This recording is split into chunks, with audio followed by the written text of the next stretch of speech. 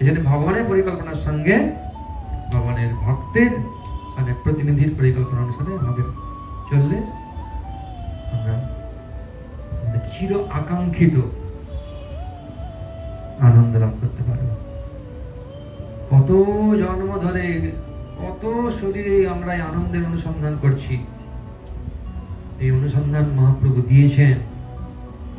এটা যদি আমরা পালন করি,